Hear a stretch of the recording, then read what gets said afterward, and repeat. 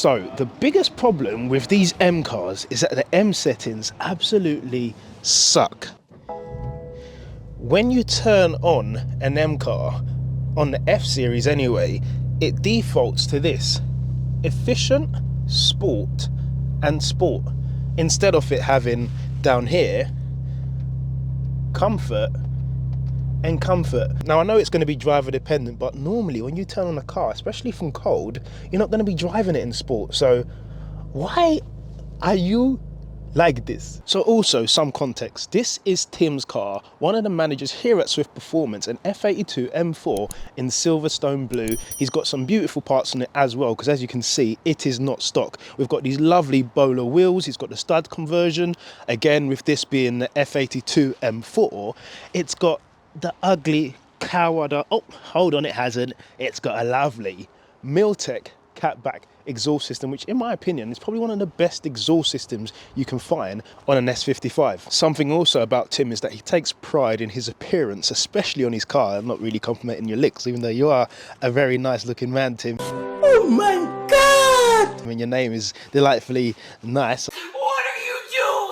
I don't know why I was saying so many nice things about it, maybe because he's letting me drive his car, but I digress. You can see here, attention to detail, especially he's got the Infinity Design engine cover, Infinity Design intake system, which is huge by the way, a lot bigger than a few others that are on the market. And he's also managed to strip off the gloss on his brace to make it match. And let me tell you something for free, this thing sounds lovely. And last but not by any means least, he's also got the Sunsport grills to protect all of his radiators and to stop leaves from going in there and making it look filthy. But enough about the mods of the car, but I thought it was important. This isn't a stock car, but luckily he still has majority of stock parts on the interior to make things work, because it does have the B16 Damptronic kit. And if you watch my previous video from Swift Performance, I have got the passive kit on mine, meaning I no longer have one of the settings being adjustable, which is the dampers. So it's great that this is here for me to do a video and come out and talk about the settings and tell you what I really think about them, because they do kind of suck, don't they?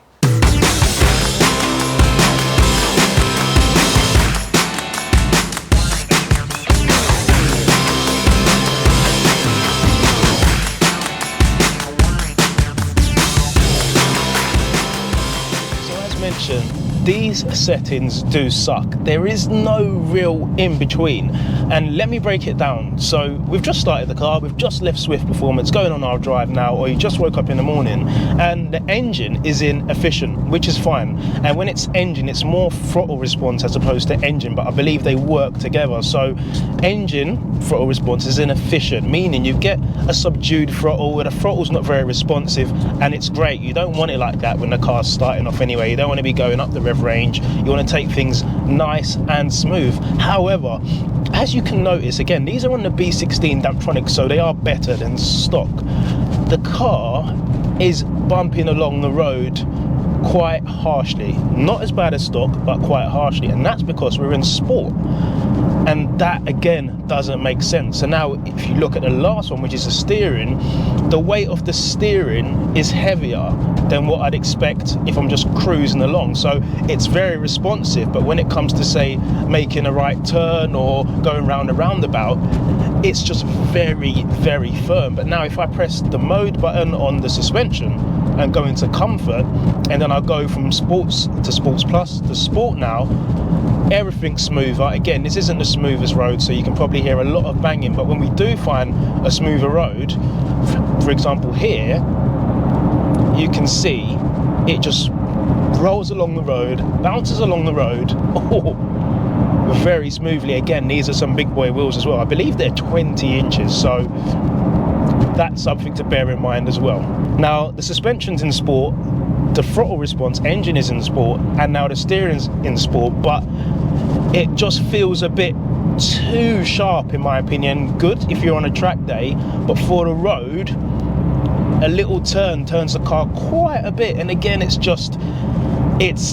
electrical steering. This is what's going to happen when it's not hydraulic. And don't get me wrong, on a track day this feels great, but for your average Joe that just wants a nice car on a B road, there's just too much at play here for it to be right. Now the final setting on all three is Sports Plus, and if we do that over here, on the engine firstly, the throttle is very responsive. Something that you might have heard actually is also the induction, which sounds insane. Listen to this. I don't know whether you guys can hear it, but the spool, the turbo spool sound is but I digress. We're here to talk about the modes, and the Sport Plus is just 2 on and off. And if we're in 3rd gear here, and I've let off, when I go back on, it's very kangaroo-y. And I don't think I found anyone that likes Sports Plus on an M car. Now, the worst setting for me is Sports Plus on the dampers. This just feels, oh man. Luckily, again, these Damptronic really do support the car, and it's got the Milway bushes on the control arms and the camber plates, and this has got a Swift Geo, so everything's dialed in. It feels great, but it's just too harsh. And these roads that we're on here are your average UK roads, and yeah, it's not thanking me at all. And that's not, again, down to the dampers, it's just the settings. You just cannot win with these M settings. So now everything's cranked up, everything's in Sports Plus, throttle response, 3rd gear pull.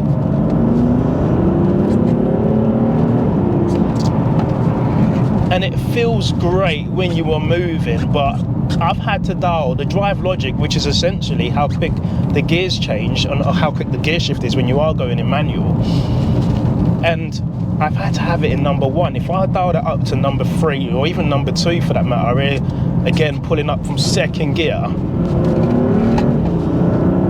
I just haven't got the bottle to keep my foot down because it wants to throw me into the back of the seat each time. So ideally you'd have not a dial per se, but just a better system overall. I just don't feel like this is the system that should be on an M car.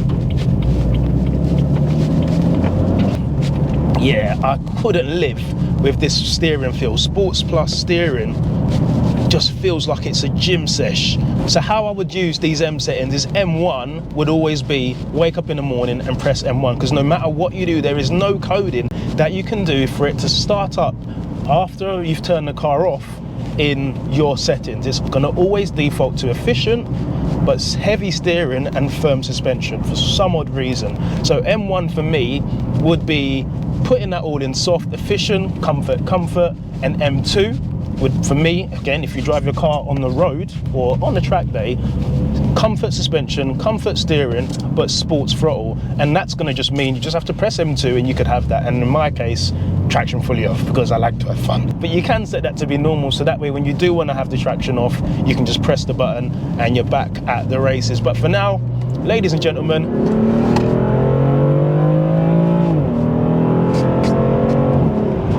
this Miltech.